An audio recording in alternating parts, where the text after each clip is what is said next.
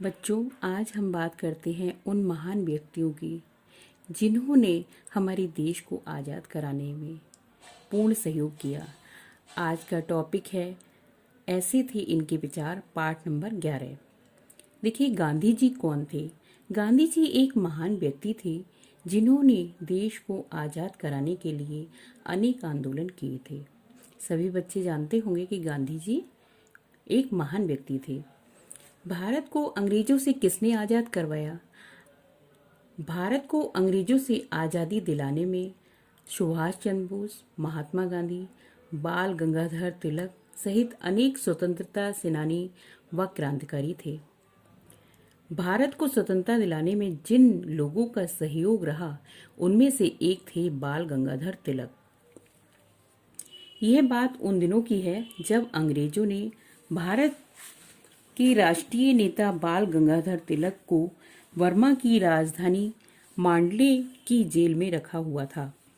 भारत से कोसों दूर रहते हुए तिलक जी जेल में हमेशा ही पढ़ने लिखने में व्यस्त रहते। एक भारतीय रसोइया उनका खाना बनाता था। वह तिलक जी का बहुत ही ध्यान रखता था, उन्हें समय पर खाना बना करके देता और तिलक जी जब खाना खाने बैठते तो अपनी थाली में से मुट्ठी भर भात लेकर रोजाना चिड़ियों को डाल देते। कुछ ही दिनों में वहां पर चिड़ियां आने लगी। वे भात खाती और खिड़की पर बैठ करके कुछ देर तक चहचहाती और फिर उड़ जाती।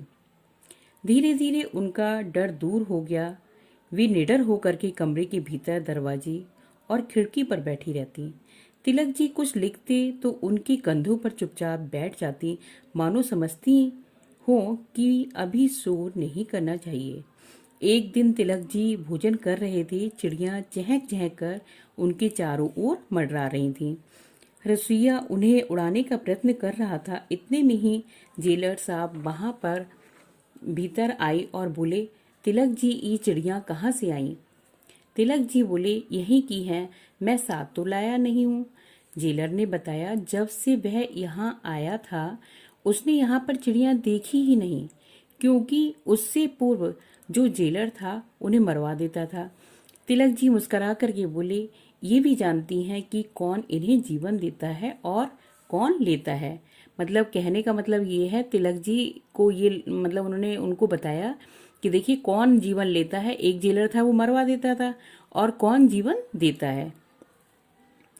गांधी जी सभी लोगों से दिल खोल करके मिलते थे। उनके मन में छोटे बड़े, अमीर गरीब का कोई भी भेदभाव नहीं था। बच्चों के प्रति उनके मन में विशेष प्रेम था। उनके साथ में हंसने खेलने में उन्हें बहुत ही आनंद आता था। वे बच्चों के अटपटे प्रश्नों के बड़े चटपटे उत्तर देते थे। एक बार गांधी जी बच्चों के विद्यालय में गए। वे अपनी आदत के अनुसार बच्चों से बातचीत करने में खो गए। दूर बैठा हुआ एक बच्चा उनसे कुछ पूछना चाहता था। वह साहस करके उठा।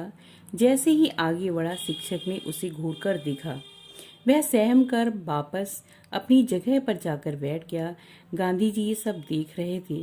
वे स्वयं ही बालक के पास जाकर बोले, बेटा, तुम कुछ पूछना चाहते हो? पूछो, डरो नहीं। तुम क्या जानना चाहते हो? बालक कहता है, आप कुर्ता क्यों नहीं पहनते हैं? मैं अपनी माँ से आपके लिए एक कुर्ता सिलवा दूंगा। आप मेरी माँ का सिला हुआ कुर्ता पहनेंगे ना?